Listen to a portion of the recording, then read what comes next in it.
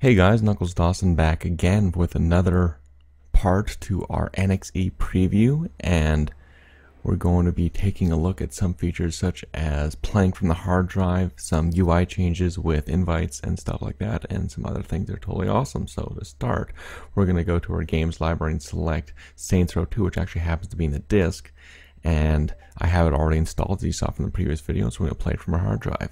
And this loading screen that we see here is actually uncut, so there's no me skipping around to make things quicker, but this actually shows how fast it shows up. Now you'll see that it said at the beginning, friends playing Saints Row 2. If you click the guide, they'll take you to your friends list.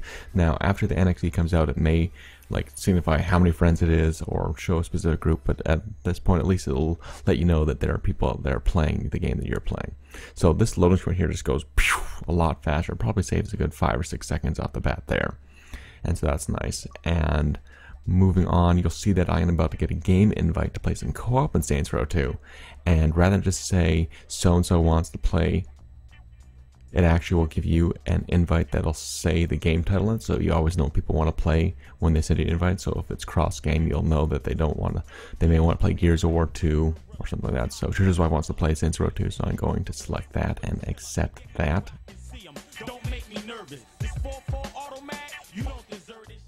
That being said, I am going to skip through the loading screen for loading the world just because that's staring at a judge and stuff for a long time, and that's unnecessary.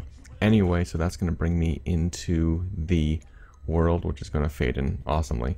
But let's say that you're in the middle of playing a game and you want to move on to something else really quickly. If you hit your guide, you can go to the quick launch thing right below the dashboard option, and that'll have recent games that you've played and or downloaded. You can check also all your games, and of course if you've got a lot of arcade games, that'll pretty much down it. But we're going to go straight from Saints Row 2 to the Mirror's Edge demo, which I highly recommend you either checking that out or getting your hands on the retail copy, which hit on the 13th.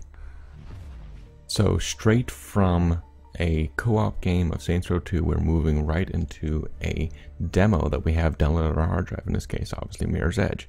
So it's really nice that you can just move from game to game quite quickly without actually having to go to your dashboard, go to your games library, and then select it there. You can just get to it straight from your quick launch screen, which is really handy, and it sort of streamlines the whole experience of moving from game to game. And speaking of that, we're actually going to load a game for the first time, and I just got disconnected from live for a auto update. Now, one thing to keep in mind is that if you're in a party with somebody and you get disconnected from live for an update, as soon as you reconnect to live, you will actually automatically rejoin the party, which is, again, a lot better than how it was on the older dashboard, where if you're in a private chat with somebody and you got disconnected from a auto update, you'd have to resend an invite and all that jazz to get into the same game with them.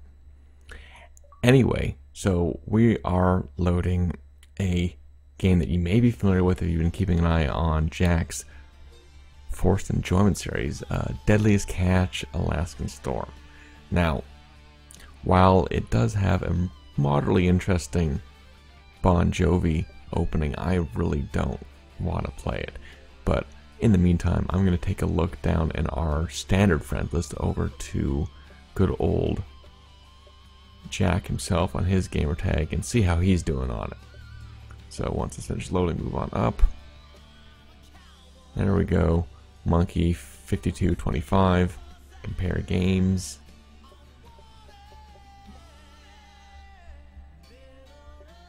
And there's at the top. He's got 75 gamer score on it.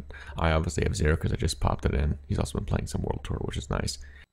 And looking at this, he seems to have 3 achievements for the 75 gamer score, and the last one is actually for spotting a whale, which apparently he was telling me was actually random, but whatever. Anyway, I don't have any achievements yet because I just threw it in there right there, and quite frankly, I don't want it on my game history anymore. Now, on the old dashboard, if that were the case, I'd pretty much be stuck with it, especially since it was a real-to-go game and not a arcade trial, which they changed in the previous update to not show up on your history.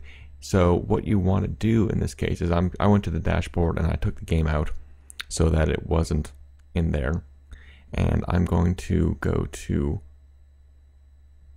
show you that there it is right there. Got 0 achievements and all that and nothing going on there. So 0 achievements, 0 gamer score. If you go to your guide though, and move over to the games blade on the left and select achievements, you'll see a little option for X called delete game history.